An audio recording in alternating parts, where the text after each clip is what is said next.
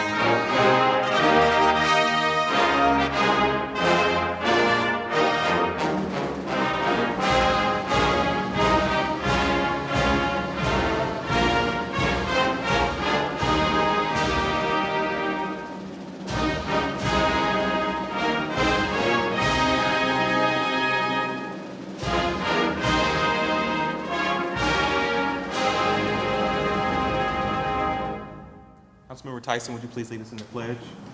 I pledge allegiance to the flag of the United States of America and to the republic for which it stands, one nation, under God, indivisible, with liberty and justice for all.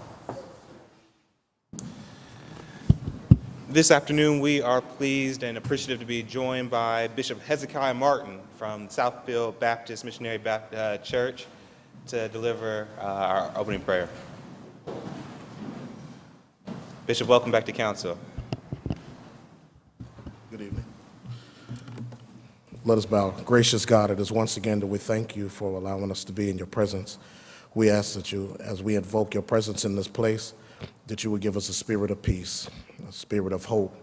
We're thankful tonight, God, that you look beyond social economical backgrounds and in your ubiquitous nature, God, that you look beyond denominational affiliation, that you look beyond political barriers, that you look beyond neighborhood stigmas, that God, that you have the power to look beyond creed, gender, and any other affiliations.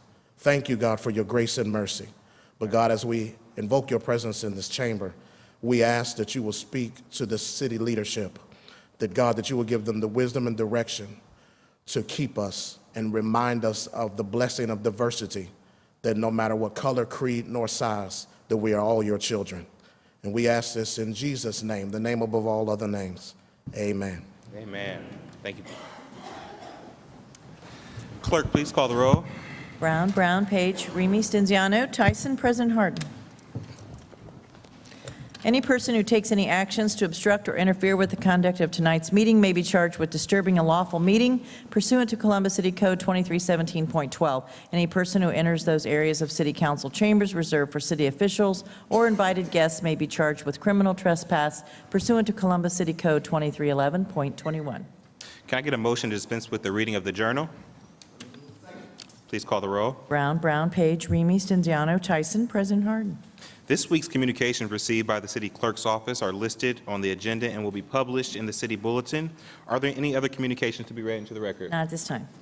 Are there any resolutions by members of council? Councilmember Elizabeth Brown. Councilmember Mitch Brown. Councilmember Emmanuel Remy.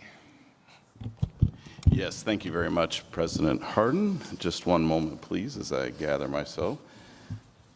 We were rolling quickly. What's that? Would you like us to come back? Yeah, come back to me, please. Councilmember Jiza Page. Thank you, President Harden. This evening, I have an announcement that I would first like to begin with.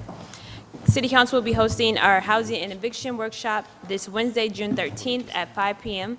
It will be located at the J. Ashburn Junior Youth Center at 85 Clarendon Avenue. And this workshop is in partnership with Next Gen Columbus as well as the Legal Aid Society of Columbus. And we welcome all landlords, tenants, and social service providers.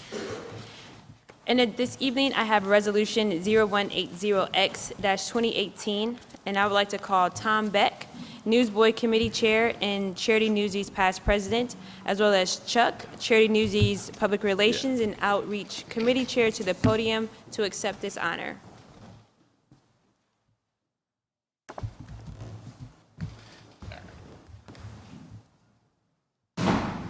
in Resolution 0180X-2018 to commemorate Charity Newsies for over a century of exceptional fundraising for children, and to congratulate the organization on the unveiling of the Newsboy in honor of its long history and mission. Charity Newsies was founded over a century ago in 1907 after a young, destitute boy stood on the corner of Broad and High selling newspapers for a good cause. And the mission of Charity Newsies is that no child shall be kept out of school for lack of adequate clothing, and the charity has provided new school clothes to more than 500,000 children in Franklin County.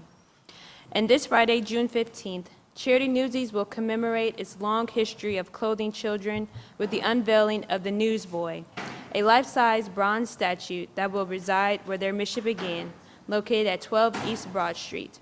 Now, I would first like to move for adoption of this resolution. Please call the roll. Brown, Page, Remy Stenziano, Tyson, President Harden. Adopted. Thank you, President Harden, and the floor is now yours.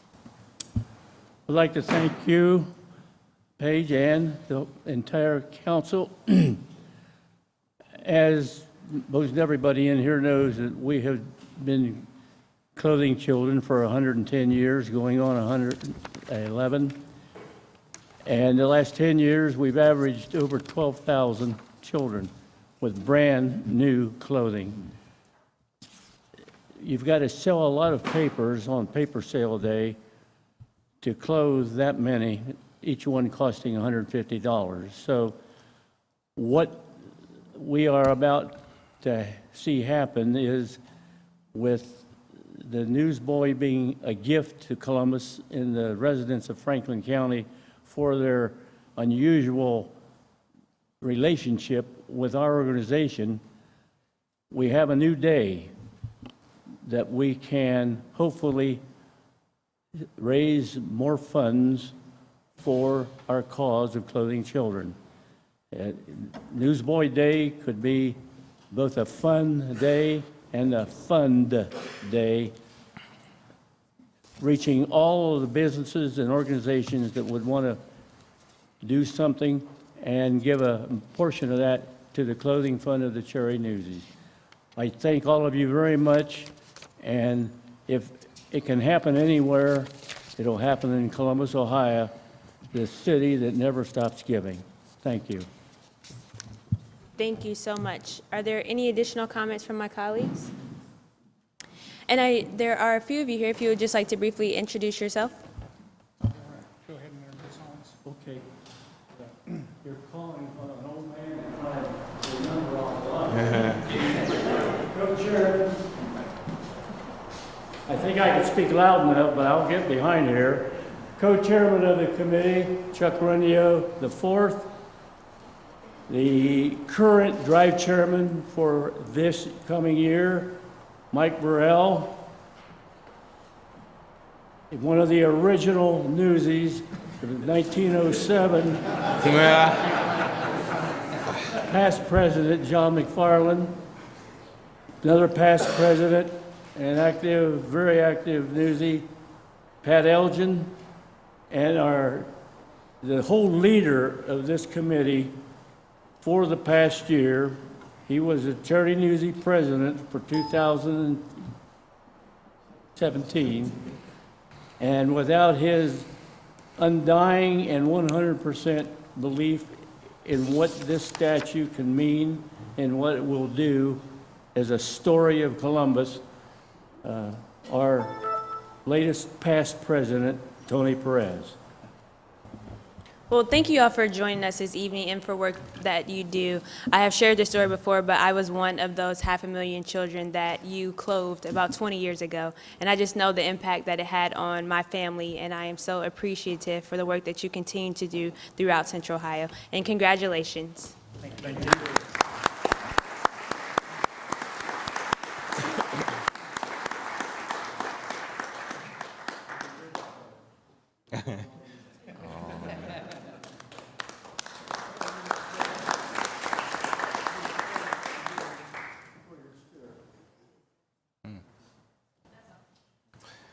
Thank you, Councilmember Page, and congratulations again.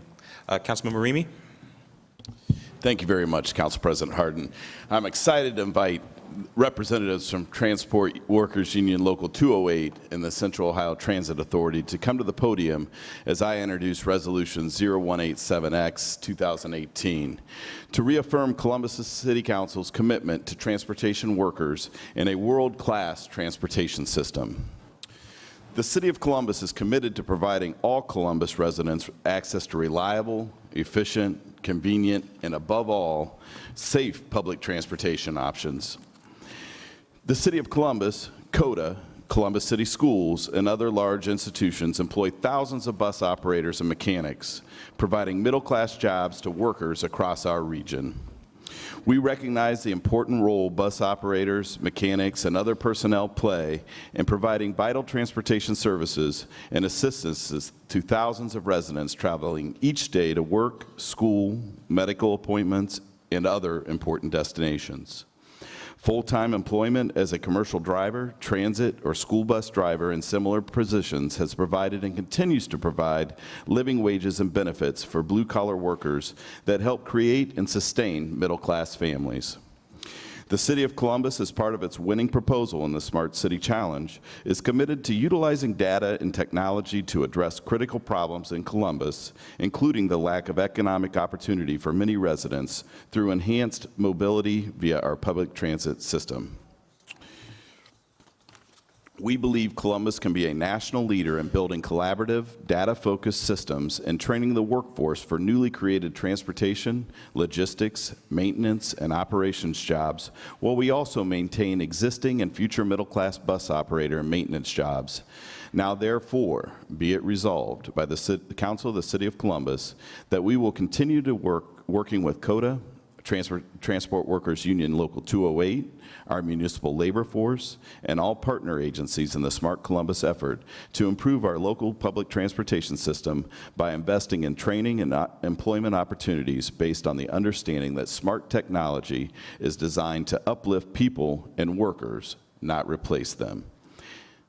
TWU, the floor is yours. Thank you, Councilman Remy. Hello, council members.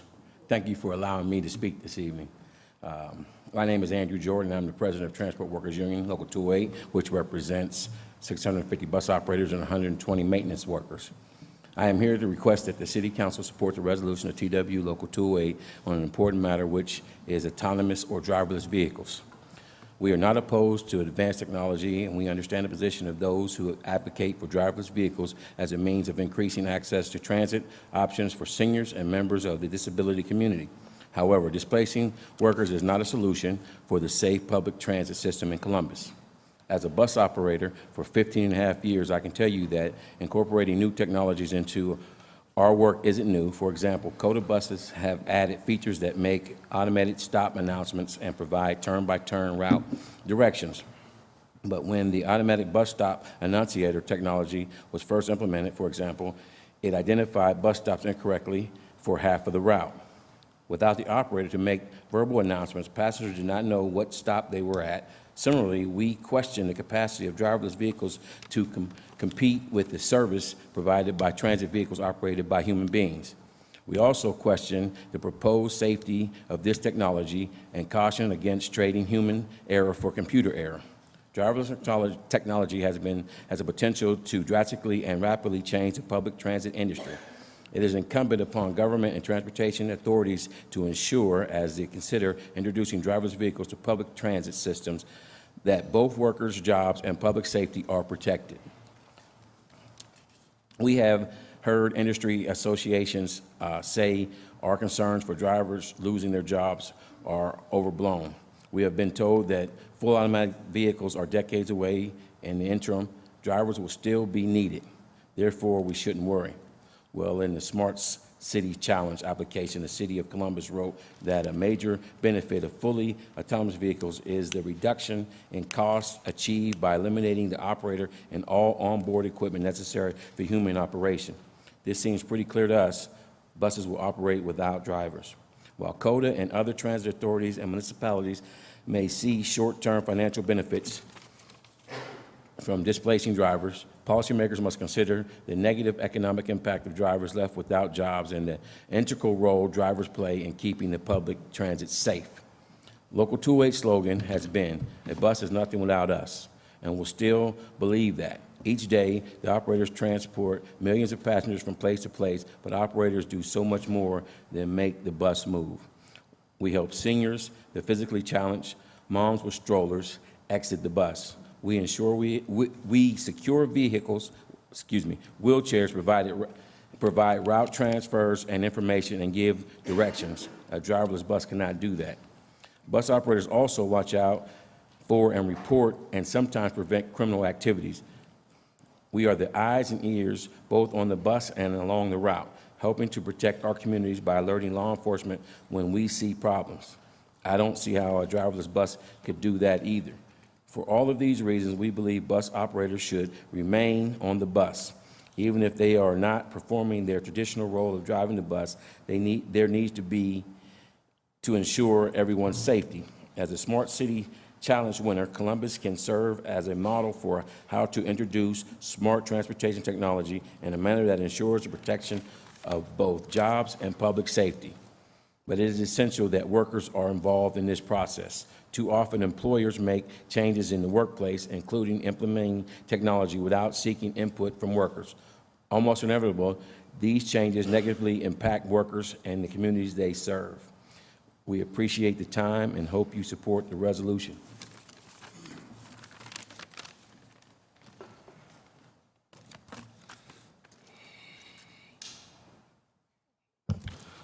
Good evening, Council President Harden and council members. Thank you for allowing me to speak here tonight. My name's Tony Utano. I'm the president of Transport Workers Union Local 100, representing more than 41,000 men and women who operate and maintain and repair New York City bus and subway system. I'm here to offer my full support to TW Local 208 and to commend you for positioning Columbus as a leader in the effort to improve transportation with technology.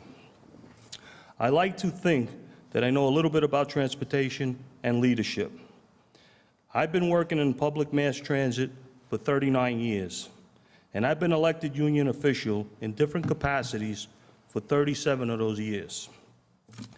I have found that very rarely, if ever, is there a single right answer or solution. The best position incorporates bits and pieces from the range of opinions, options, and possibilities in front of us. On one hand, Columbus and the larger public transportation industry can decide that deploying fully autonomous driverless buses run 100% by computers is in the best interest of the riders. On the other extreme, Columbus could say that bus service should simply continue into the future just as it has for decades. I suggest riders will be best served if you take a position somewhere in the middle. Technology can be used to make public buses, already extreme safe mode of travel, even safer. Buses can be equipped with cameras, sensors, wireless technology to prevent collisions.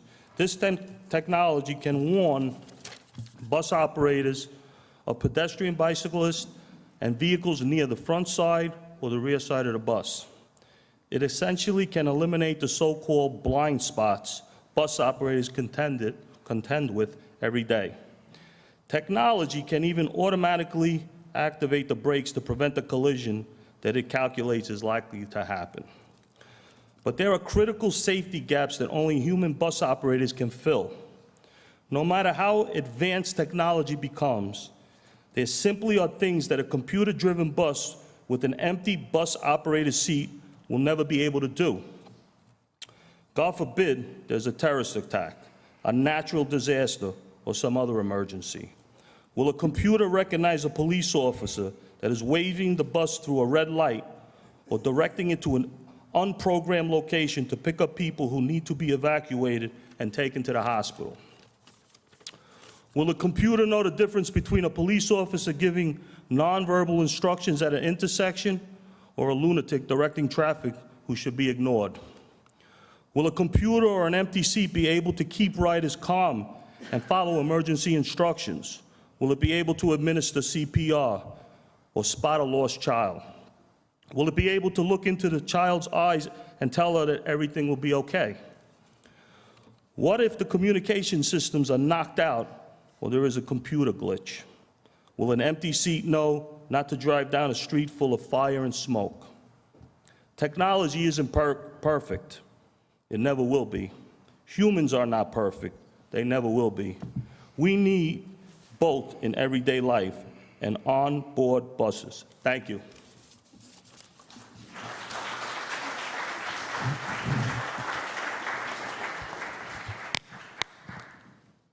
Good evening, Council President Hardin and members of the Columbus City Council. Thank you for allowing me to be here. My name is Deborah Hagan, and I am president of Transport Workers Union Local 252, based on Long Island, New York.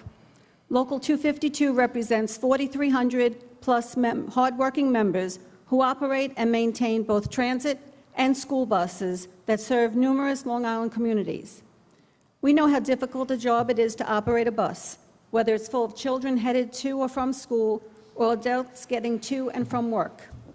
It's challenging work that requires a lot of skill, patience, and concentration. There's so many things a bus operator is responsible for when they are behind the wheel of a bus, and they must be aware of. Cars pulling in and out of parking spaces and driveways, vehicles changing lanes without signaling, pedestrians jaywalking, cyclists weaving around cars, people double parking, and passengers with emergencies. We deal with all that and navigate our buses safely through traffic in all kinds of weather while also keeping to our schedules. It's a stressful job, no doubt, but we love doing it because we are providing a valuable public service to our communities. We've heard quite a bit about autonomous vehicles and know that many cities are thinking about introducing driverless buses to their transit fleets. But that is not safe for the passengers or the city. We need the operators on the buses as well. It wouldn't surprise us one bit if some school districts also consider using driverless school buses at some point in the future. To make driverless buses safer, or at least to allay the concerns of passengers, we understand that some transit agencies are recommending keeping an operator on board the bus, even if he or she is not actually driving it. These operators would be keeping an eye on the bus, which would be operated by a computer, making sure it stops where it's supposed to stop, that doors are closed before the bus leaves the stop, and most importantly, that the bus does not collide with pedestrians, cyclists, or other vehicles. The problem is that if the operator is on the bus, but not actually driving the bus, it will be virtually impossible for that person to pay the same attention to the bus operations and ensure the same level of safety with regard to the operation of the vehicle. It's just a fact. If you're not driving the bus, your mind will wander, your eyes will look around, and it will be hard to focus. Just look at what happened in Arizona when the Uber car, which had an operator in it, hit and killed a woman crossing the road with her bicycle. The car's technology was confused. It did not recognize her as a pedestrian and did not slow down. The operator, who was in the vehicle to take over in case of the problem, was not paying attention. By the time she realized the pedestrian was in the path of the car, it was too late to prevent this tragedy. In other cases, semi-autonomous cars have been involved in serious crashes when their drivers were lulled into a false sense of security about their vehicle's capabilities. Trusting the cars could do more than they were capable of, the drivers were distracted and maybe even asleep when the vehicles crashed. In one tragic incident in California last March, a driver was killed when his Tesla, operating with its autopilot feature turned on, slammed into a concrete highway lane divider and burst into flames. Just this past May, a Tesla operating on autopilot and with a driver behind the wheel hit a parked police car in Southern California, broadsiding the vehicle, which fortunately was unoccupied at the time. And in another incident, a Tesla operating on autopilot slammed into a fire truck stopped at a red light in Utah. Again, there was a human being behind the wheel, but she was not paying attention or did not realize she needed to take control of the vehicle in order to prevent the crash. Unfortunately, it is likely that bus drivers, if they are not responsible for actually operating their buses, will have the same tendency to have a false sense of security about the capabilities of their vehicles. They may be more likely to take their hands off the wheel and their eyes off the road. In some cases, this will no doubt lead to collisions, which could result in serious injuries and even deaths. Travel via transit vehicles is extremely safe, more so than travel in autonomous vehicles. There were only 2 passenger deaths per billion passenger miles on transit buses between 2000 and 2014, compared to the 0.65 deaths in autonomous vehicles. The buses traveling these billions of miles all had human beings driving them. There is no safety-based reason to take the responsibility for operating transit buses or school buses away from human drivers. In fact, doing so could make them less safe, and no one wants that. We appreciate the Columbus City Council's introduction of this resolution tonight, through which you recognize the vital role bus operators play in our transit system. We also appreciate your commitment to ensuring that neither operators nor mechanics are displaced by technology that in all likelihood will make transit less, not more, safe. Let's keep human bus operators behind the wheel and continuing to provide safe public transit to our communities. Thank you for your time and attention on this resolution. Councilmember, can I step in? Mr. President, if you don't mind, I want to make sure that we are able to vote on the legislation this evening and let and other folks speak on it. So I didn't know how many more folks you had to. We had 2 more. I think we have Mr. Lacy, Mr. Pappas, and I don't know if Mark had something prepared. Is it all right if we let those folks, if we have any questions from the colleagues, kind of answer the questions so that we can move forward? So, okay. And Ms. Laura from CODA, we have CODA here to speak as well. Oh, I forgot about Laura. I'm sorry.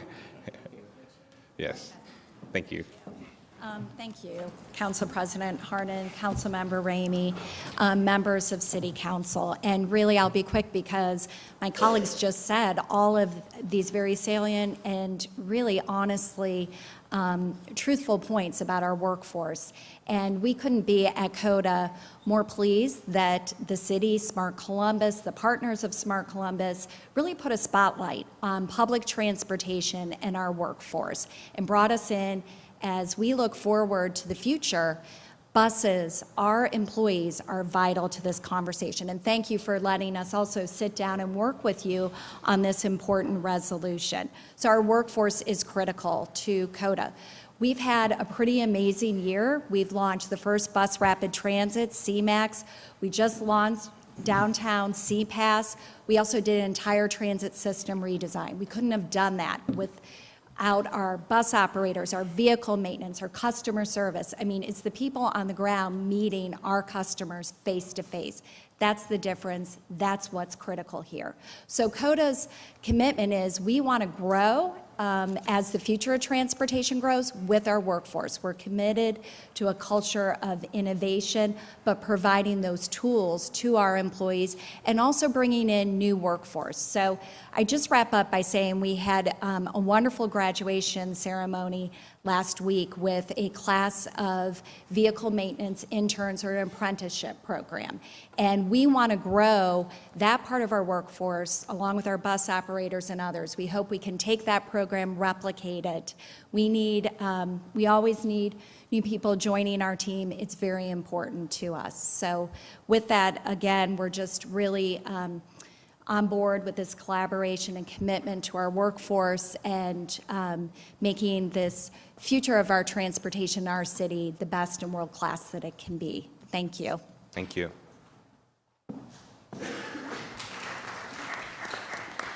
All right. Are there any questions and comments from my colleagues?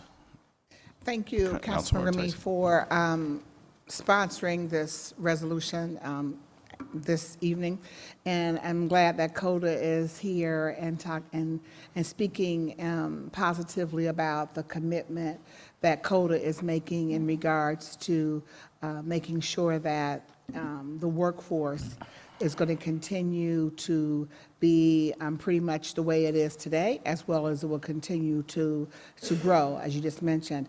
I think that it's always important for our city, as safety has always been our #1 priority. It always has been our #1 priority.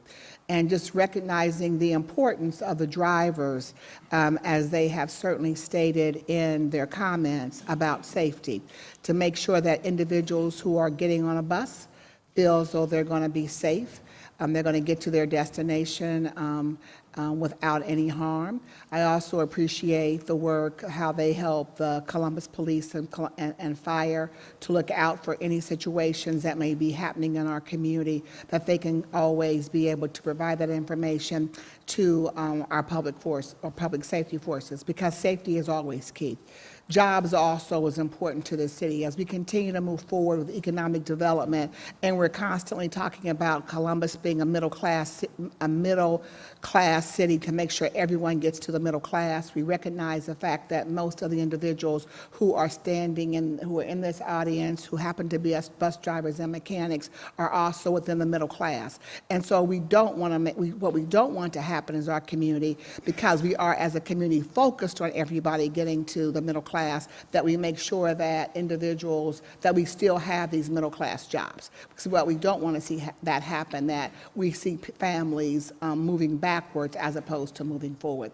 And so I do appreciate the union representation here. Thank you for coming in from New York and supporting this legislation. And again, I certainly am in support of it. And those two priorities besides neighborhoods are priorities of this community. So thank you, and thank you for this resolution.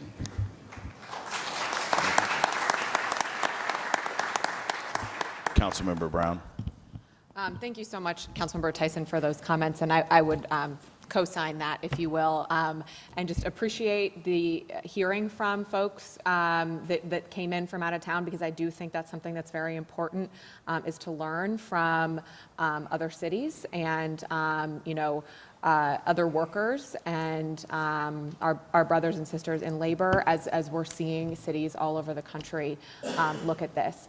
I didn't want you to sit down, though, without my eyes aren't good enough. I want to be able to read your shirts. So an empty seat can't give directions. An empty seat can't assist in an emergency.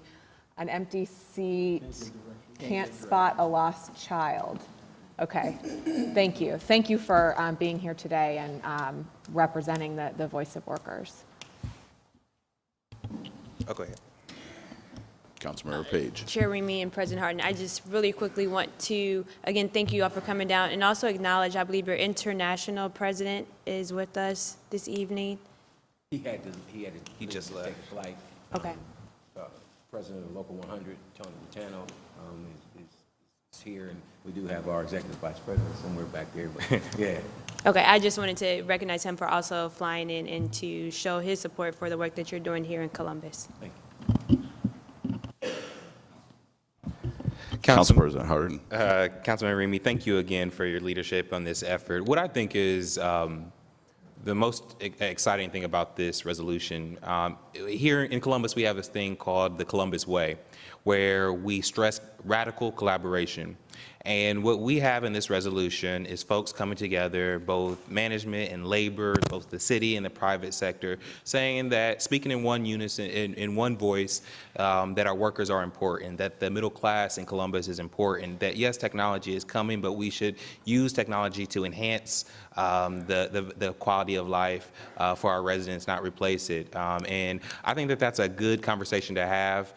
It's good to speak our values and to make sure, and at the end of the day, Smart Columbus is about making Columbus a safer, better community, and we can't do that without the great workers who make up our community. So just thank you for pulling everybody together. I think that this is an example of everyone coming together, all the partners being a part of this resolution and speaking in one voice. So thank you.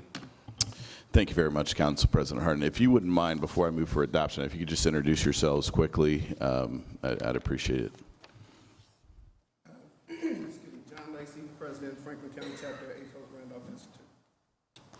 John Capretta, Vice President, Local 67, Columbus Firefighters. Daryl Neal, Coda Bus Operator, proud union member, Local 201. Mark Fluharty, Executive Director of the local Central Ohio Labor Council. Deborah Hagan, President, Local 252, Long Island, New York. Andrew Jordan, President of 208, Ohio. Bus is nothing without us. Tony Utano, President of TW Local 100, New York City. Vice President. Thank you so much for coming down this evening. We certainly appreciate it. If there are no other questions or comments from my colleagues, I move for passage. Please call the roll. Brown, Brown, Page, Remy, Stenziano, Tyson, President Harden. Resolution adopted. Thank you.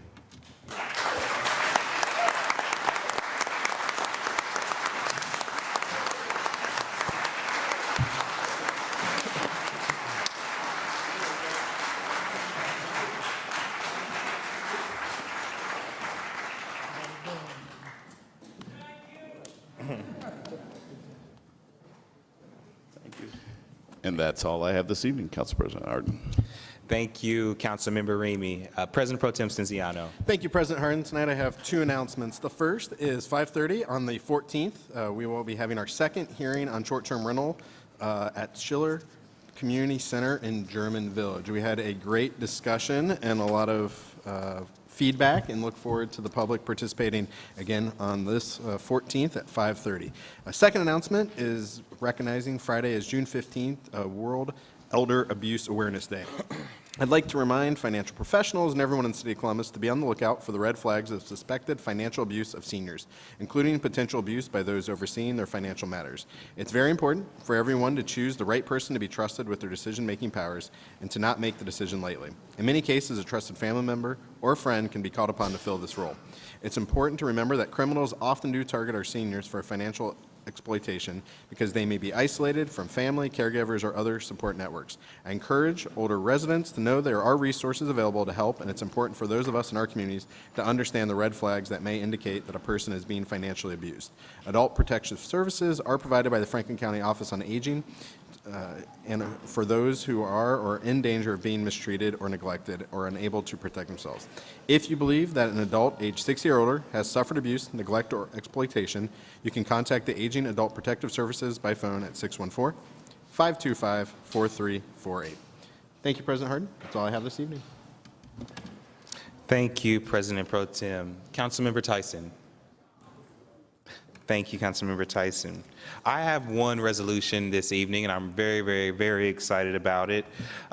Could the members of the Create Columbus Commission please come to the podium, including Ms. Siobhan Boyd-Nelson. This evening, as they come up, I have Resolution 0186X-2018 to commemorate the accomplishments of Siobhan Boyd-Nelson and congratulate her on being selected for this quarter's Create Columbus Visionary Award. Ms. Siobhan was born and raised here in Columbus and educated at the Ohio State University, and has committed her life to serve the people of Ohio. Siobhan has been a critical and crucial part of many LGBTQ organizations, including Link Out, Scarlet and Gay, and Equality Ohio, where she serves as Development Director. Siobhan has worked to improve LGBTQ plus philanthropy around the state in order to strengthen the lived and legal conditions for the LGBTQ community. Be it resolved by the Council of the City of Columbus that this council hereby commemorates the accomplishments of Siobhan Boyd-Nelson and congratulate her on receiving this quarter's Create Columbus Award. Are there any comments from my colleagues? Siobhan, would you like to Doctor? Hey. Good evening, Council President Harden and Columbus City Council. I feel like we're always here, but we, on behalf of the Create Columbus Commission, we just thank you for this collaboration, for the opportunity to be able to present Siobhan with this award. And it's so much of a coincidence that as you prepare to illuminate City Hall tonight in recognition of Columbus Pride Week, we can illuminate her accomplishments. And so we just want to say thank you, and I'll give the podium to Siobhan. Good evening, Council President Hardin and City Council members.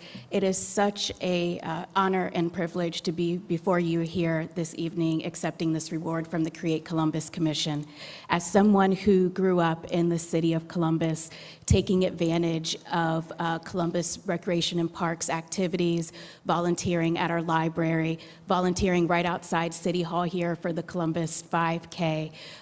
It is absolutely wonderful to be here and to be giving back to this community who has given so much to me. When I returned to Columbus after college to attend The Ohio State University Moritz College of Law, I found a city that seemed to be changing in ways that I was also changing and finding ways to have a much larger voice and creating a space that I wanted. And I found a city that was open to hearing my voice as a young person and open to becoming a more open and affirming city. And it has been such a pleasure and joy to do this work here in a city that is so receptive to the positive changes that we can have and to be a beacon of light here in Ohio and to spread this hope and this joy across the entire state. Thank you so much for having me, and thank you to the Create Columbus Commission.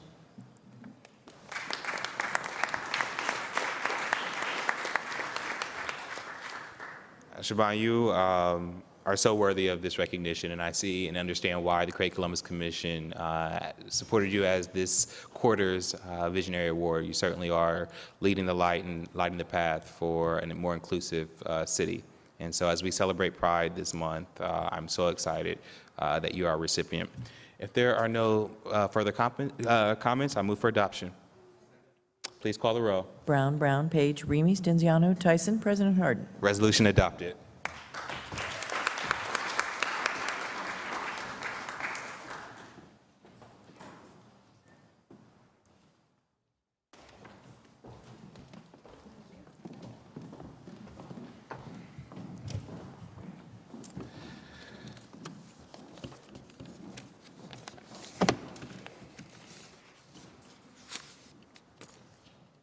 Are there any comments by our elected officials or members of the administration? I see that we have several, the Franklin and Hilltop Area Commission, I apologize here.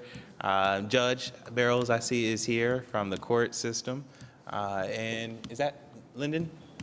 And Lyndon is in the house. Are there any requests by members of council for the removal of an ordinance or resolution from the consent action portion of the agenda? Seeing none, may we now have a motion to waive the reading of the titles of 30-day legislation by the city clerk? Clerk, will you please now read the legislation into the record of ordinances of 30-day legislation on tonight's agenda? Education Committee, Ordinance 1550-2018. Economic Development and Small Business Committee, Ordinance 1565-2018. Technology Committee, Ordinances 1376 and 1523-2018. Public Utilities Committee, Ordinances 1316, 1466, and 1483-2018. Zoning Committee, Ordinances 1244, 1451, 1578, and 1579-2018.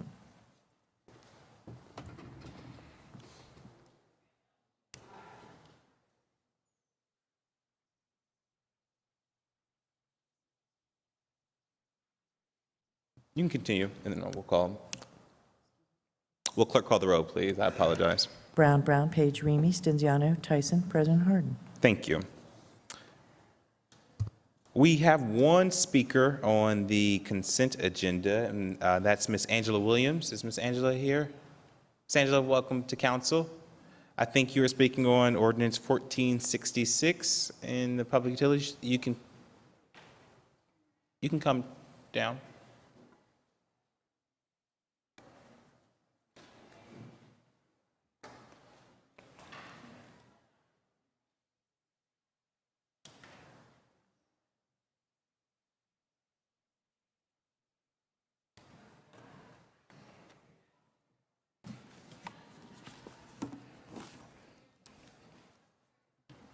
Good evening, President Hardin, City Council.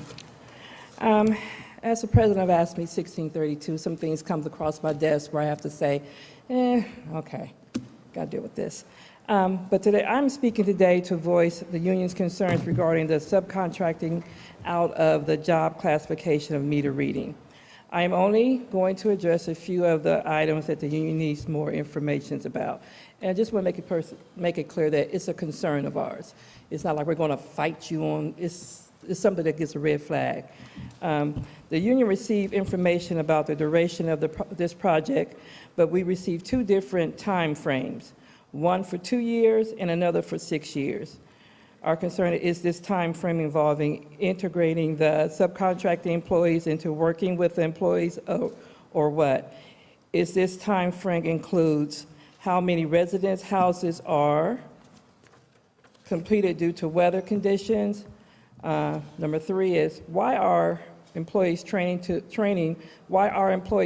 subcontracting employees? What are our employees training them to do? Meter reading is not the only job duty that's in performing by the meter reader. It's not their only job duties when you look up their classification. If the city employees are doing the training, why can't they just complete the jobs themselves? Number 4 is what's the point of subcontracting meter readings when we have employees who have been doing and been keeping up with work, especially when the AMI project starts from mass install of meters, less of a demand for the meter readers. So if you have them, there's less demand for having more meter readers. And so what's the point of subcontracting out once this gets started?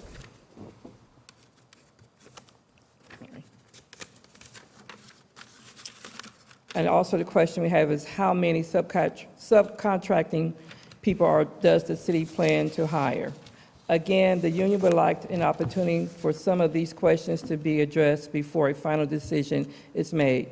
Thank you for giving me this opportunity and the union 1632 opportunity to speak our concerns. Thank you, Ms. Williams. Councilmember Cinciano, President Pro Tem. Thank you, President Hardin. Thank you, President Williams. Welcome to Chambers. Fantastic job. Appreciate you sharing those questions. We will work to and communicate as Chair of Utilities with the department and with you all to make sure all your questions are answered. And if there are any other questions, happy to seek and get those answers for you. All right. Thank you. Thank you.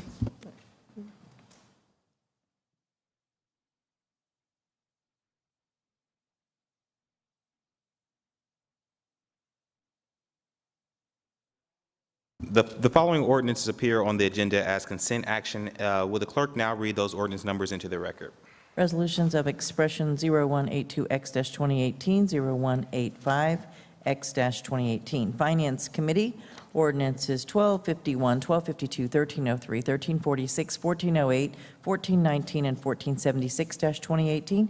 Recreation and Parks Committee, ordinances 1102, 1284, 1285, 1286, 1288, 1289, 1338, 1361, 1375, 1450, and 1553-2018. Public Safety Committee, ordinance 1485-2018. Public Service and Transportation Committee, ordinances 1031, 1150, 1362, 1430, 1475, and 1511-2018. Economic Development and Small Business Committee, ordinances 1572, 1573, and 1574-2018. Neighborhoods Committee, ordinance 1458-2018. Technology Committee, ordinance 1366-2018. Public Utilities Committee, ordinances 1249, 1259, and 1374-2018. Health and Human Services Committee, ordinances 1353, 1370, 1455, and 1644-2018. Appointments from the Mayor's Office numbered A0, 149, 150, and 151-2018. Thank you, Madam Clerk. We have one speaker on the consent agenda, Mr. Nate Wilkins. Nathaniel Wilkins, I apologize.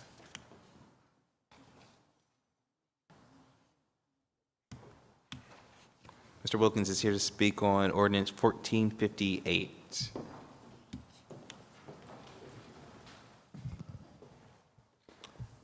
(1612) Arlington Avenue, the tenement is solely vacant and abandoned property in North Linden area.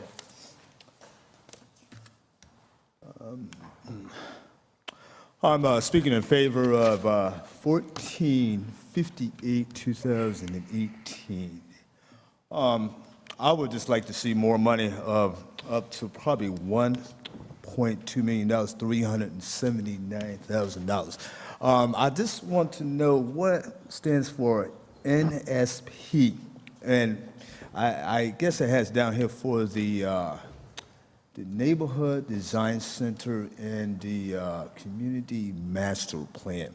So for Linden and Hilltop, so like I said again, I need that to be $1.2 million, $397,000. So thank you for your time.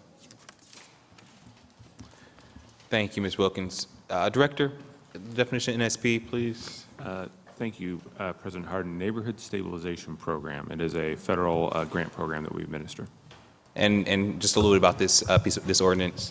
Yeah, this is something we're doing in partnership with the Neighborhoods Department to help fund our continuing planning around both Linden and the Hilltop, to look at really not just doing kind of our traditional neighborhood planning, but a comprehensive program for the entire neighborhood to make sure we're bringing all elements of city government together. Thank you, Director Shoney, and thank you, Director William Scott, for your collaboration and work on this program. May are there any questions or comments from my colleagues? May I have a motion for approval of these items designated as consent action? Clerk, call the roll by voice, please. Ms. Brown? Oh, may I have it? Yes, thank you. Clerk, call the roll by voice. Ms. Brown? Yes, with the exception of 1102-2018 and 1450-2018, on which I'm abstaining. Mr. Brown? Yes. Page? Remy? Yes. Stenziano? Yes. Tyson? Yes. President Harden? Yes. Consent agenda items are passed with the noted exceptions. We will now proceed with the second reading of 30-day tabled and emergency legislation. The first committee is the Finance Committee. Councilmember Elizabeth Brown is chair. Councilmember, the floor is yours. Thank you so much. Tonight, in second reading in Finance, we have Ordinance 1257-2018 to authorize the Director of the Department of Finance and Management to enter into a contract with the Franklin County Public Defender Commission to provide legal counsel to indigent persons charged with criminal offenses, to authorize the appropriation and expenditure of $738,739 from the Special Income Tax Fund, and to authorize the expenditure of $513,642 from the General Fund. Since 1976, the City of Columbus has contracted with the Franklin County Public Defender Commission to represent all persons charged with violations of a city ordinance who cannot afford an attorney. Franklin County will cover 54%, and the City of Columbus will cover 46% of the total cost of the program, which is budgeted to be $5,603,350. The State Public Defender Commission will reimburse 45% of these costs. Therefore, the net cost to the city will be $1,417,648. This amount is then decreased by $165,267 from the 2017 expenditure reconciliation, resulting in a net 2018 contract amount indicated in the ordinance. In the event the number of cases differs from the estimate or the state reimburses at a different rate, the city may owe more or be due reimbursement. A reconciliation will be conducted at the end of the year to determine those final charges. Any questions from my colleagues? Seeing none, I move for passage. Second. Clerk, please call the roll by voice, please. Ms. Brown? Yes. Mr. Brown? Yes. Page? Remy? Yes. Stenziano? Yes. Tyson? Abstain. President Harden? Yes. Ordinance passed. Next, we have Ordinance 1501-2018 to authorize the Finance and Management Director to enter into a universal term contract for the option to purchase single and tandem axle compressed natural gas dump trucks with and without snow removal equipment with FIDA Freightliner Columbus Incorporated, to authorize the expenditure of $1 from the general fund, to waive the competitive bidding provisions of the city code, and to declare an emergency. The UTC authorized in this ordinance will replace an existing agreement originally awarded in 2014 to purchase these trucks. The term of the new contract will be for 3 years. A formal request for proposal was solicited and proposals were opened last December. 3 responses were received. Director Lombardi, can you explain why competitive bidding is waived and emergency action requested? President Harden, Chair Brown, other members of council, as this council remembers that we instituted an RFP process to purchase goods and equipment a couple years ago, which is usually traditionally done for professional services.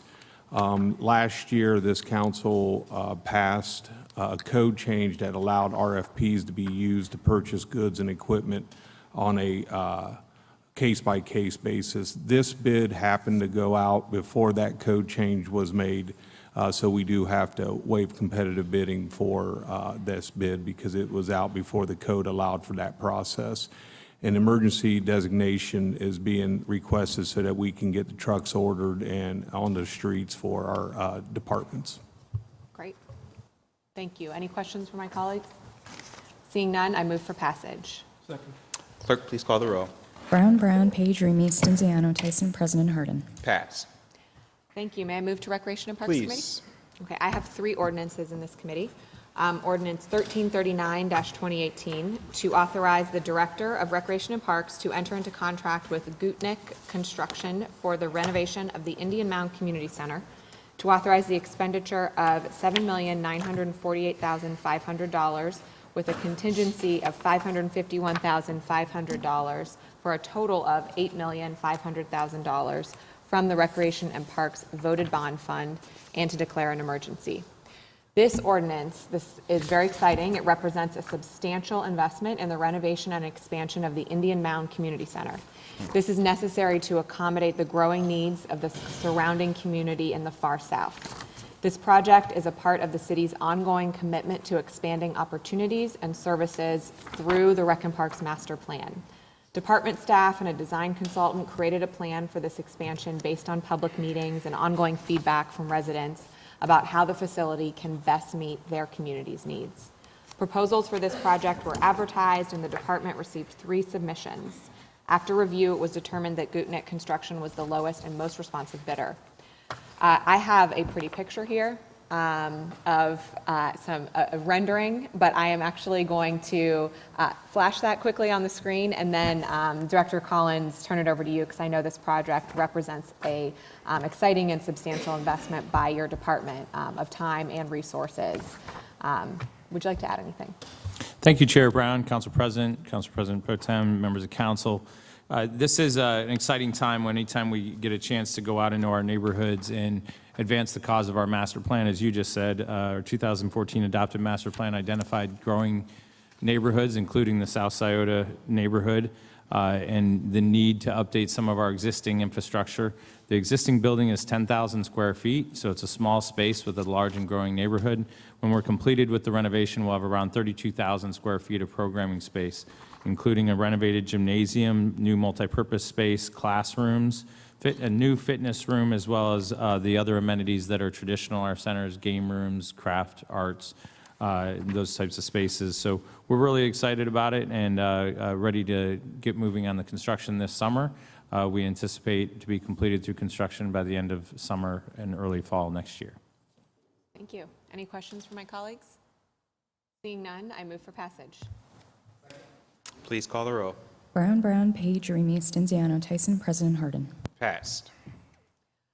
Thank you. These next 2 ordinances are part of a package. So in February, City Council committed $500,000 in funding to support community-based safety initiatives. Last Wednesday, we held a press conference announcing a framework of 4 focus areas for this funding: violence intervention, youth employment, resident empowerment, and connections to resources. These 2 ordinances represent the first allocation of funding as part of this broader initiative. Ordinance 1575-2018 to authorize an appropriation within the Public Safety Initiative Subfund in support of a 6th APS Cap City Nights Festival in the Wedgwood neighborhood, and to declare an emergency. The Cap City Nights Summer Festival series helps empower communities to work together to reduce violence and produce positive change. They help bring together residents, churches, service providers, and business owners in a positive environment to build trust and a stronger sense of community. Festival events include free food, live entertainment, and a host of games and activities for the entire family. There are currently 5 events planned this year. June 16th at the Barnett Community Center, June 23rd at the Douglas Community Center, June 30th at Linden Community Center, July 14th at the William H. Adams Community Center, and July 28th at the Glenwood Community Center. This ordinance provides funding for that 6th festival to be held in the Wedgwood neighborhood on Saturday, August 4th. I want to thank all council members for the support of this initiative and the overall framework, and for the hard work of everyone in building that framework for the $500,000 in funding to support community-based safety initiatives. Is there anything else that my colleagues would like to add or ask? Seeing nothing, I move for passage. Second. Please call the roll. Brown, Brown, Page, Remy, Stenziano, Tyson, President Harden. Passed. Next, we have Ordinance 1577-2018 to authorize an appropriation within the Public Safety Initiative Subfund in support of the APPS Neighborhood Violence Intervention Program and to declare an emergency.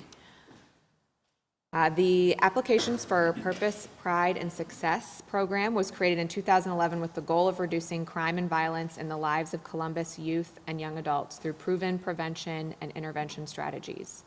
At the heart of this work are outreach staff who build relationships with at-risk youth and their broader networks. These intervention specialists have a unique ability to connect with individuals and provide guidance and resources to help steer them away from choices that might ultimately lead to violence. This ordinance allocates funds for 2 new intervention specialists to supplement the work already being done by the APPS team and its partners. These additions will expand the reach of positive intervention into the lives of more individuals who need to be connected to these resources. Any questions or comments? President Harden? Well, I was just going to say thank you to the entire council and you for your leadership. The process of working with the administration to further add on to what we're doing to keep each and every neighborhood safe has just really been appreciated. And we look forward to seeing the good work that is done by our intervention workers and to being out at the Cap City Nights this fall as part of our comprehensive strategy to keep our community violence free. So thank you. Absolutely. Thank you for your leadership, President Harden, and specifically for the inception of APPS was also under your leadership when you were in a different role for the city. So thank you. Much different role. Any other questions or comments from colleagues? Seeing none, I move for passage. Second. Please call the roll. Brown, Brown, Page, Remy, Stenziano, Tyson, President Harden. Ordinance is passed. There are a couple other rec and parks. I also have one in rules and reference, so I can pause for. Let's go ahead and do rules and reference, and we'll close out with Councilmember Page. Okay, great. In rules and reference, we have Ordinance 1516-2018 to amend Section 325.012 of the Columbus City Codes to allow for the purchase of City of Columbus assessment bonds and notes with remaining terms to financial maturity of greater than 3 years with city treasury funds. And Auditor Kilgore, would you like to address this ordinance and its purpose? Or Treasurer, please. Yeah, no, that's fine. So this is the outcome. As council members, as you all know, we do from time to time purchase special assessment bonds into the Treasury investment portfolio. What we're doing is we're simply clarifying the language. This is a result of some meetings between the Treasury Investment Board, which makes up myself, Treasurer Klee, and Finance Director Lombardi. And so we have had the practice of doing this for quite some time. This simply clarifies the language and specifies that with respect to special assessment bonds that are pursuant to city projects, that we can in fact purchase them into the Treasury's portfolio, therefore saving on certain things like the cost of issuance. Thank you, Auditor. Any questions from my colleagues? Seeing none, I move for passage. Second. Please call the roll. Brown, Brown, Page, Remy, Stenziano, Tyson, President Harden. Passed. Thank you, President Harden. Thank you, Chair Brown. Councilmember Page. Thank you, President Harding. To go back to the Recreation and Parks Committee, we have 2 ordinances that are in support of the Passport Program, which is the pre-admission screening system providing options and resources today, which is available to individuals who are receiving Medicaid, and is to help our aging residents stay in their home rather than going into a nursing home. And I am co-sponsoring this legislation with President Pro Tem Stenziano.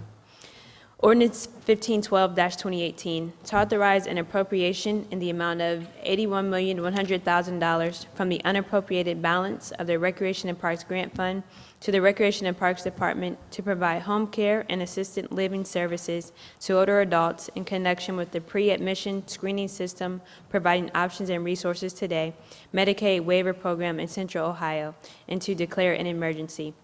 Are there any questions or comments? Seeing none, I move for passage by voice. Please call the roll by voice. Ms. Brown? Mr. Brown? Yes. Page? Yes. Remy? Yes. Stenziano? Yes. Tyson? Yes. President Harden. Yes, ordinance passed. And the second piece, 1517-2018, to authorize and direct the Director of Recreation and Parks to enter into various contracts for the provision of pre-admission screening system providing options and resources today, home care and assisted living services for older adults in Central Ohio, to authorize the expenditure of $60,600,000 from the Recreation and Parks Grant Fund, and to declare an emergency. Again, I am co-sponsoring this legislation with President Pro Tem Stenziano. If there are no further questions or comments, I move for passage by voice. Second. Clerk, call the roll by voice, please.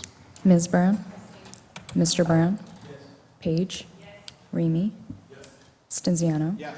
Tyson? Yes. President Harden. Yes, ordinance passed. Thank you so much, Councilmember Page. The next committee to come before council is the Public Safety Committee. Councilmember Mitch Brown is chair. Councilmember, the floor is yours. Thank you, President Harden. This evening, I have 2 second reading agenda items. 1382-2018, to authorize and direct the Finance and Management Director to issue a purchase order to Doran, D-O-R-O-N, Precision Systems, Inc., for the purchase of mobile driving simulator lab trailer for permanent use within the Division of Fire's Training Bureau, to waive the competitive bidding provisions of the Columbus City Code, Chapter 329, on the purchase of Doran Precision Systems mobile driving simulator lab, to authorize the expenditure of $55,594.30 from the Safety Voted Bond Fund via ACPR 001147 as authorized by Ordinance 0118-2018, to authorize the expenditure of $500,348.70 from the General Government Grant Fund, and to declare an emergency. This simulator will provide training for the operation of our fire engines, our ladder trucks, front and back, and EMS vehicles. Director Pettis, would you speak to the value of this and the rationale for a waiver of competitive bidding, please? Thank you, Safety Chair Brown, President Harden, members of council. The City of Columbus was awarded federal fiscal year 2016 Assistance to Firefighters Grant from the Assistance to Firefighters Grant Program via the Department of Homeland Security and FEMA, which will provide financial assistance for the purchase of the Mobile Driving Simulator Lab. The Mobile Driving Simulator Lab will be used for initial Columbus Division of Fire recruit driver training, for annual continuing education, and vehicle incident remedial training for all CFD personnel. Expenditures for the project will cover the purchase costs of the trailer, the mobile interactive driver training simulators and related equipment, as well as the delivery, installation, and the full testing of the complete system as a turnkey package with all integrated associated components and training on this equipment. The city's actual 10% match of the final purchase amount would be $55,594.30. And I would just add that vehicle crashes are the second highest cause of firefighter deaths across the country. So this resource will help us to improve the safety not only of our firefighters, but also of the public. If there are no comments from my colleagues, I move for passage. Please call the roll. Brown, Page, Remy, Stenziano, Tyson, President Harden. Passed. Also this evening, I have 1549-2018 to authorize the Public Safety Director to enter into a contract with Johnson Controls Fire Protection LP to upgrade the city's current genetic video management system to a visualized server environment, to waive the competitive bidding provisions of the Columbus City Code, to authorize the expenditure of $46,323.32 from the Department of Public Safety's voted bond fund, and to declare an emergency. Director Pettis, the rationale behind the waiver of competitive bidding, please. Public Safety is requesting a waiver of competitive bidding due to Johnson Controls' familiarity and unique knowledge of existing neighborhood safety cameras. The contract is with Johnson Controls, which was formerly Tyco Simplex Grinnell, to upgrade the current Genetec video management system of the City of Columbus's neighborhood safety cameras. The current neighborhood safety camera program includes 300 cameras in 100 locations in Columbus neighborhoods, including Hilltop, Livingston Avenue, Mount Vernon, Wyland Park, and the Linden area. Again, if any of my colleagues have any comments, I move for passage. Please call the roll. Brown, Page, Remy, Stenziano, Tyson, President Harden. Passed. President Harden, that's all we have in public safety this evening. Thank you, Chair Brown. Thank you. The next committee to come before Council is the Public Service and Transportation Committee. This committee is chaired by Councilmember Remy. Councilmember, the floor is yours. Thank you very much, Council President Harden. Tonight I have one ordinance in front of Public Service this evening, and that is 1447-2018 to amend the 2018 capital improvement budget to appropriate funds within the Federal Transportation Grants Fund, to authorize a transfer of cash within the Streets and Highways Bond Fund, to authorize the Director of Public Service to enter into contract with Complete General Construction Company for the intersection improvements Central Avenue, Harrisburg Pike at Mound Street, PID 99420, and intersection improvements Agler Road, Castee Avenue. Excuse me. At Sunbury Road, PID 99419 project, to authorize the expenditure of up to $297,370.41 for the project from the Streets and Highways Bond Fund, to authorize the expenditure of up to $980,734.21 for the project from the Federal Transportation Grants Fund, and to declare an emergency. The ordinance authorizes the Director of Public Service to enter into contract with Complete General Construction Company for the intersection improvements at Central Avenue, Harrisburg Pike at Mound Street, and intersection improvements Agler Road, Castee Avenue at Sunbury Road, and to provide payment for construction administration, and inspection services. This contract is made up of two projects, those intersection improvements that I've already mentioned. The work for Project 1 will consist of installation of a new mast armed traffic signal with radar detection, ADA curb ramps, rebuilding a small traffic island, resurfacing, new sidewalk, pavement markings, and signage. The work for Project 2 will consist of adding signage, changing lane configuration, constructing ADA curb ramps, minor drainage and water line improvements, and adding a new mast arm signal. If there are no questions or comments from my colleagues, I move for passage. Please call the roll. Brown, Page, Remy, Stenziano, Tyson, President Harden. Ordinance is passed. And that's all I have in public service. Thank you. Thank you, Chair Remy. The next committee to come before Council is the Judiciary and Court Administration. This committee is chaired by Councilmember Page. Councilmember, the floor is yours. Thank you, President Harden.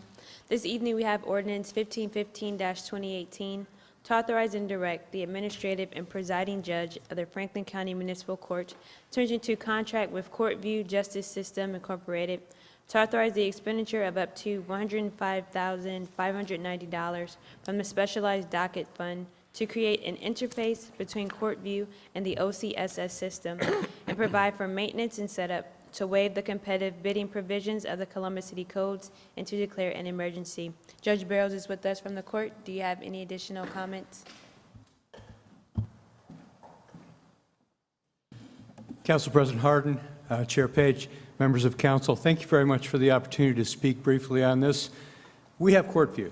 That's our record keeping, our electronic record keeping for the system. We can get information out of Courtview, but we can't put information into it because it's secure. OCSS is going to allow us, as it's a middleware between users and Courtview. We can get information out, we can put information in but it doesn't affect the information that's in CourtView itself. This is going to enable us to deal directly with OCSS, the state system for keeping track of information. They can draw reports and draw information right out of CourtView without having any possibility of getting into CourtView and changing the data that's there that needs to be kept by the clerk of courts. It's also going to form the basis as we're moving forward to a paperless document in the court for us as judiciary to sit and access information in CourtView directly from our benches in the room, to create documents, to file them from the bench within the courtroom, and in no respect jeopardize the information that's in CourtView. So this is a good move for the future, and we really appreciate council's support of this ordinance. Thank you, Chair Page. Thank you, Judge Barrows. Are there any questions or comments? Seeing none, I move for passage. Second. Please call the row. Brown, Page, Remy, Stenziano, Tyson, President Harden. Ordinance passed. Thank you, and that's all I have, President Harden. Thank you, Chair Page. The next committee to come before council is the Public Utilities Committee. President Pro Tem Stenziano chairs that committee. Councilmember, the floor is yours. Thank you, President Harden. Tonight in Public Utilities, bring forward Ordinance 1167-2018 to authorize the Director of Public Utilities to enter into a construction contract with George J. Igo & Company for the downspout redirection Clintonville 1, Weisheimer Indian Springs project and lateral lining, Clintonville 1, Weisheimer Indian Springs project, to authorize the appropriation and transfer of $3,344,253 from the Sanitary Sewer Reserve Fund to the Ohio Water Development Loan Fund, to authorize the transfer within and the expenditure of up to $2,284,834.75 sanitary sewer general obligation bond fund for the total combined expenditure of $5,629,087.75, and to amend the 2018 capital improvements budget. This project is needed to mitigate water and basement events and sanitary sewer overflows. Public meetings were conducted to solicit public input regarding the project, and descriptions of the work associated with this project were included on the City of Columbus website. If there are no questions or comments from my colleagues, I move for passage. Second. Please call the row. Brown, Page, Remy, Stenziano, Tyson, President Harden. Passed.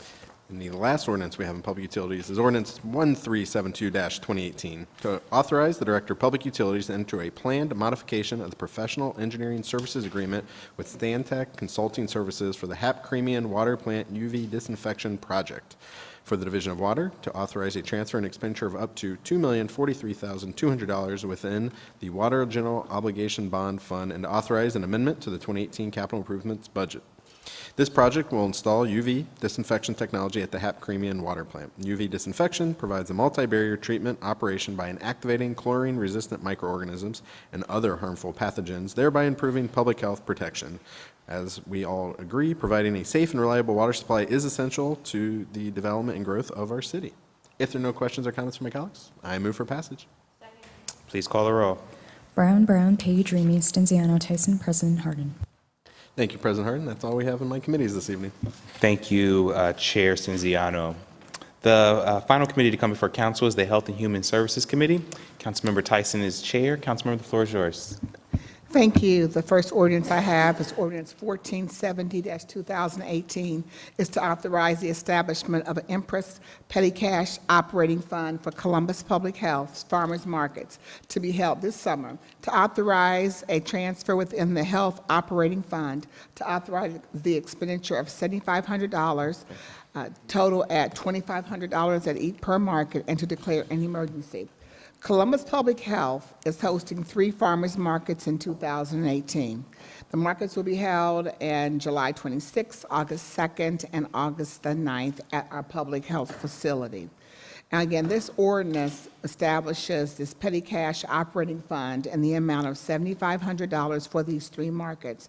The importance of this is that these funds will be used so that we can reimburse farmers who accept the electronic benefit EBT services for market customers using their Supplemental Nutrition Assistance Program, SNAP, and also Veggie Snaps at Farmers Market Nutrition Incentive Program tokens as a payment during those markets. And so what will happen here is that individuals will come, they will swipe their Ohio directions cards, they'll be provided tokens, up to 10 tokens for the SNAP benefits, and up to a value of $10, and they'll get a value for a maximum of $20 for the veggie snaps. And so this is really important. Again, just thinking about our local food action plan, we want to make sure individuals have access to healthy, affordable, and local food. And so by providing these tokens for the residents that come to the farmers markets, they can then be able to get again, the food from those markets, and then it will be, and then at the end of each market, the public health staff will reimburse those farmers for those tokens. And then what will happen is the city will get reimbursed by, we'll get reimbursed for the SNAP benefits and also for the veggie snaps within a 2-week period. So basically all you're doing is kind of like giving the money, paying the farmers, and then we get reimbursed for that. But what happens is it allows those individuals to be able to get more food at that particular farmer's market. So it's really important for our residents.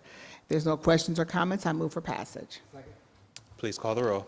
Brown, Brown, Page, Remy, Stenziano, Tyson, President Harden. Pass. Thank you. And the next ordinance, I'm going to ask Perry Gregory and all the individuals that are associated with the African American Wellness Walk team to come to the podium.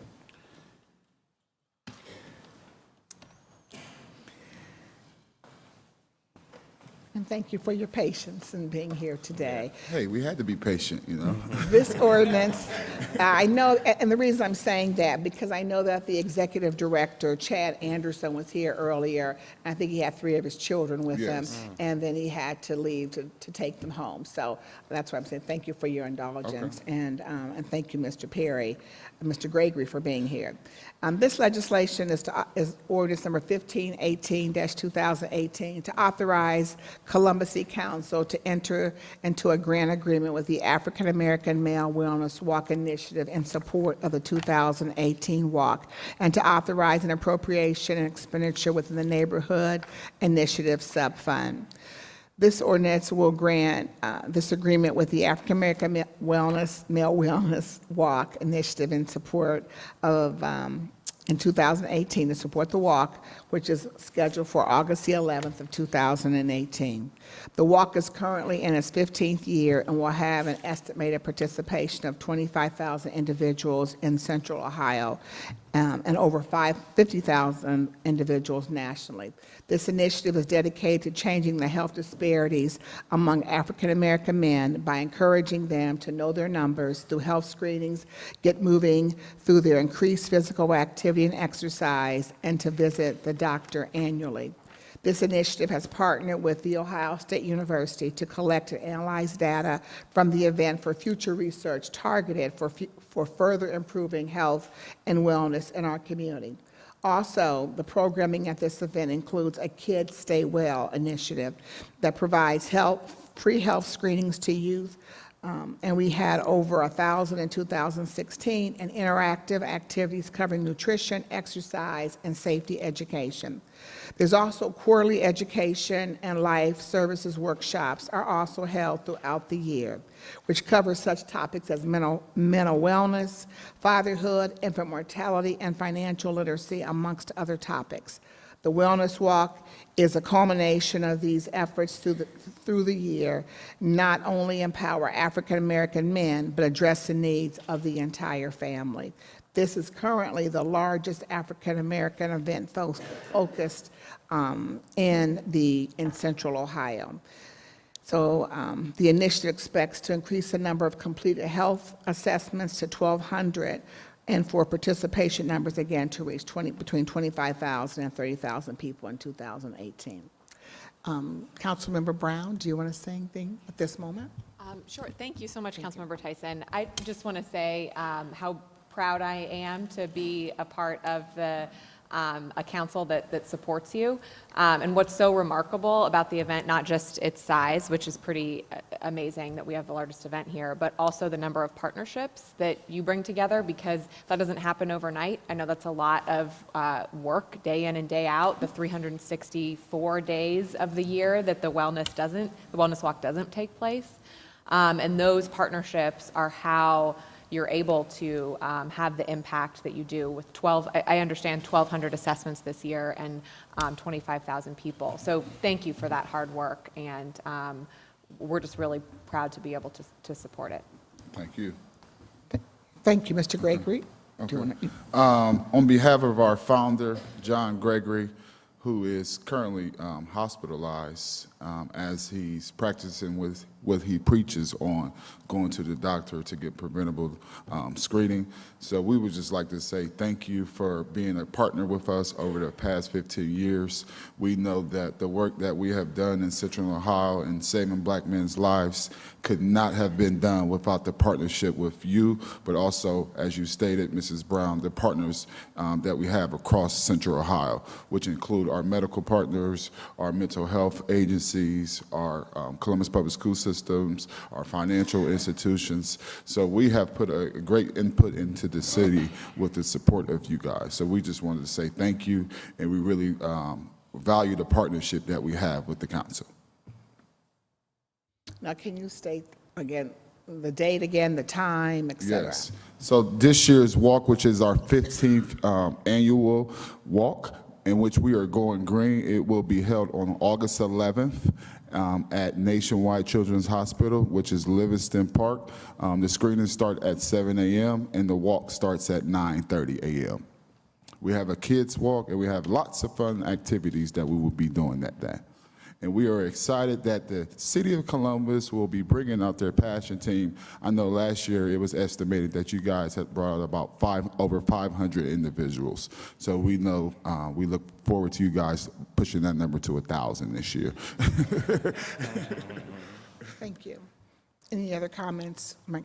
Councilmember Brown. Councilman Tyson, thank you. And Mr. Perry, as you well know, I've worked in 14 of the 15 races that we've had for the Wellness Walk. For all members of the community, it's very important to appreciate the value of participation.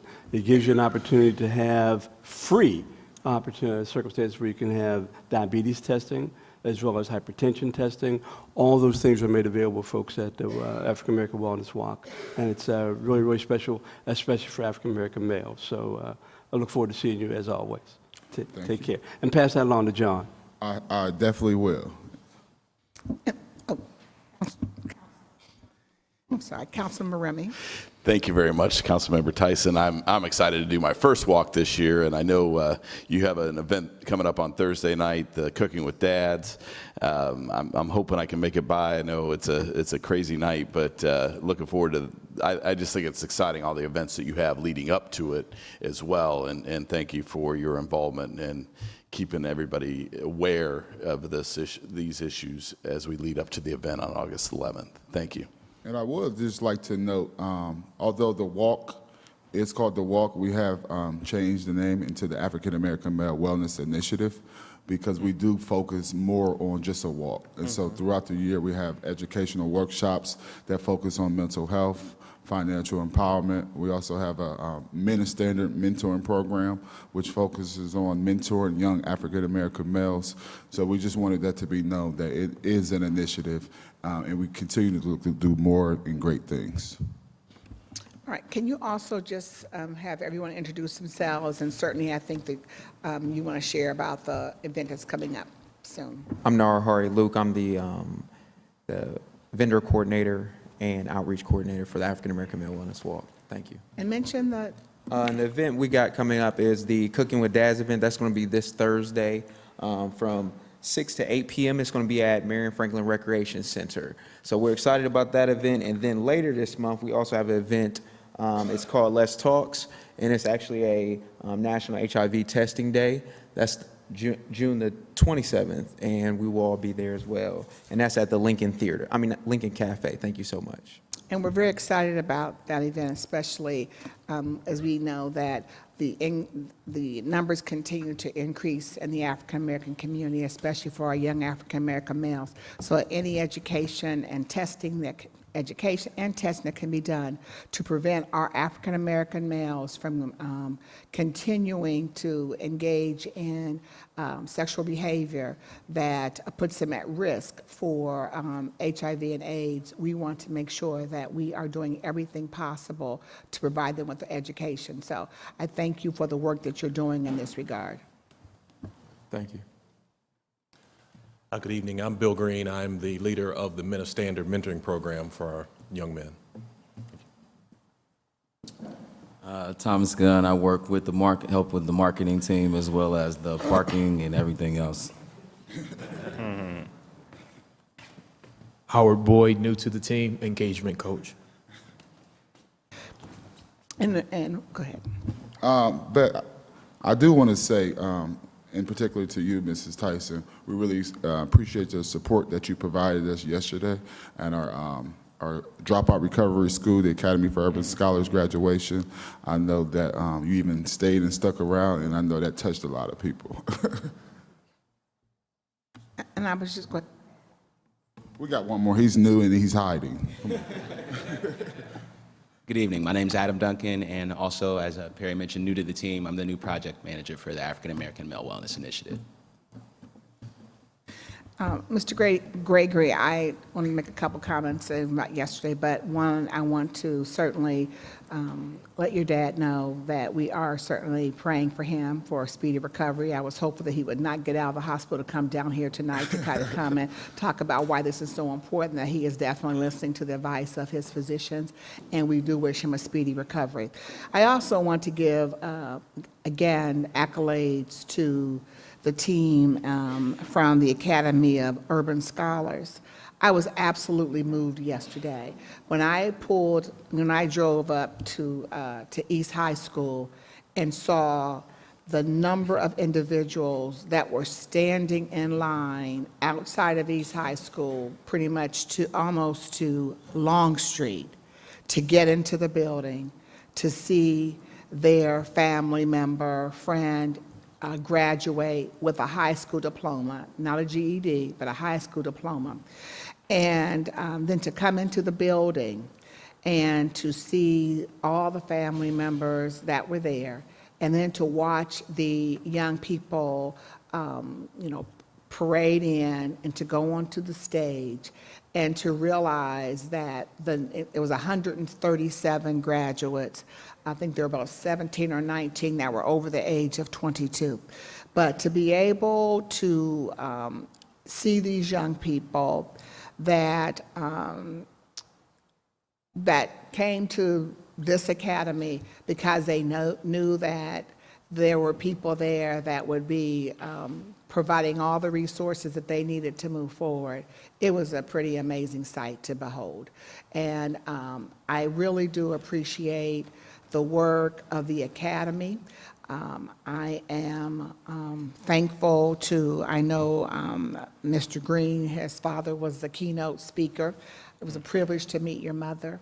And I also appreciate your personal commitment from leaving your other role to come and do the work and to join Mr. Gregory and the team to provide educational opportunities for these young people. So I want to say congratulations to you. Thank you. Congratulations to you. I was absolutely moved by it.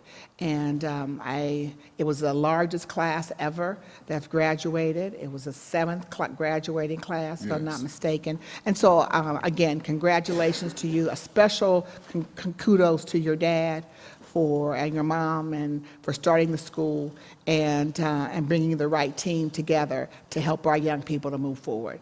Congratulations, and we're just so thankful as a community. Thank you. Thank you. And with that, I'm going to move for passage of Ordinance 1518. Thank you, Councilmember. And like Councilmember said, we join with you in lifting Mr. Gregory in prayer. Thank you for coming down. Please call the roll. Brown, Page, Remy, Stenziano, Tyson, President Harden. Ordinance is passed. Thank you. And I'm going to ask if Dr. Mashika Roberts could just make a few comments by this being the Pride Week, and certainly I know Columbus Public Health is very active this week in Pride Week. Could you share where Columbus Health, the Columbus Health team will be this weekend providing resources to our community? Sure. Thank you so much, Councilmember Tyson.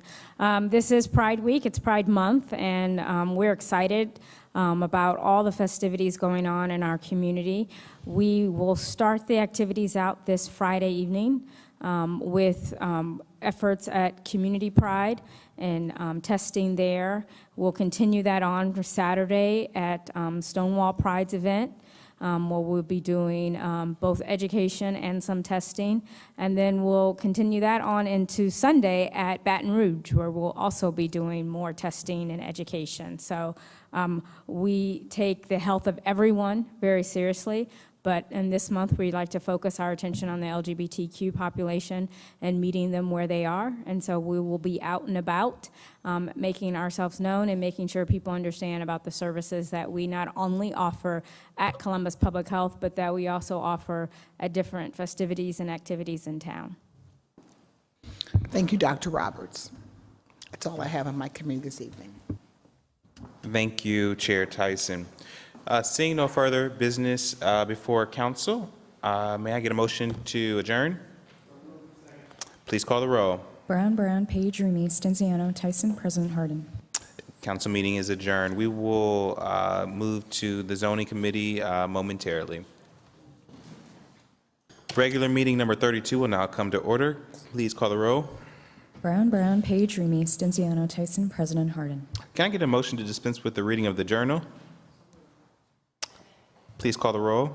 Brown, Page, Remy, Stenziano, Tyson, President Harden. We will now go to the zoning committee. Councilmember Priscilla Tyson chairs that committee. All members serve on the committee. Councilmember, the floor is yours. Thank you. The first ordinance I have is 1439-2018 to rezone 1660 Neal Avenue, being .34 acres located on the east side of Neal Avenue, 66 feet south of West 11th Avenue from C4 Commercial District and LUCRPD, Limited University College Research Park District, to UCRPD University College Research Park District. The applicant is The Ohio State University, Physical Planning and Real Estate. The proposed use is university-related issues. The City Department's recommendation is approval, and the University Area Commission's recommendation is approval, 12-0. I move for passage. Brown, Page, Remy, Stenziano, Tyson, President Harden. Passed. Thank you. The next ordinance is 1440 of 2018 to rezone 1563 Worthington Street, being .87 acres located on the west side of Worthington Street between West 9th Avenue and West 10th Avenue from AR4 Apartment Residential District to UCPRD University College Research Park District. I move for passage. The applicant is Ohio State University, same things throughout all these pieces of legislation. Physical planning and real estate. The proposed use is university-related uses. The City Department's recommendation is approval, and the University Area Commission's recommendation is 12-0. I now move for passage. Please call the roll. Brown, Page, Remy, Stenziano, Tyson, President Harden. Ordinance passed. Thank you. The next ordinance is 1441-2018 to rezone 1580 Neal Avenue, being .27 acres located on the east side of Neal Avenue, 80 feet north of West 9th Avenue from AR4 Apartment Residential District to UCRPD University College Research District. The applicant is The Ohio State University, Physical Planning and Real Estate. The proposed use is university-related uses. The City Department's recommendation is approval. The University Area Commission's recommendation is approval at 12-0. I now move for passage. Please call the roll. Brown, Page, Remy, Stenziano, Tyson, President Harden. Passed. Thank you. The next ordinance is 1442-2018 to rezone 1613 Highland Street, being .28 acres located at the west side of Highland Street, 140 feet north of West 10th Avenue from AR4 Apartment Residential District and C4 Commercial District to UCRPD University College Research Park District. The applicant is the Ohio State University Physical Planning and Real Estate. Proposed use is university-related uses. The City Department's recommendation is approval, and the University Area Commission's recommendation is approval 12-0. I move for passage. Please call the roll. Brown, Page, Remy, Stenziano, Tyson, President Harden. Ordinance passed. Thank you. The next ordinance is 1443-2018 to rezone 253 West 10th, being .08 acres located on the south side of 10th Avenue, 72 feet east of Neal Avenue from ARO Apartment Office District to UCRPD University College Research Park District. The applicant is the Ohio State University Physical Planning and Real Estate. Proposed use is university-related uses. The State Department's recommendation is approval, and the University Air Commission's recommendation is approval 12-0. I move for passage. Please call the roll. Brown, Page, Remy, Stenziano, Tyson, President Harden.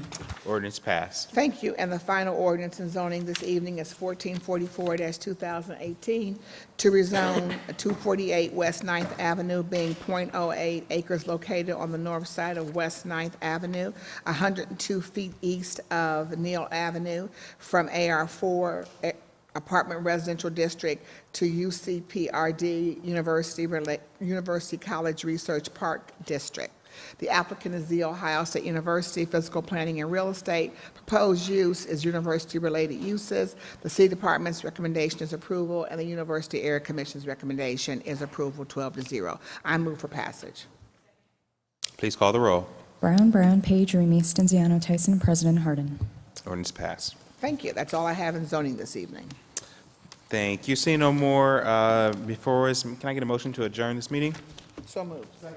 Please call the roll. Brown, Page, Remy, Stenziano, Tyson, President Harden. We stand adjourned. We will take non-agenda speakers momentarily.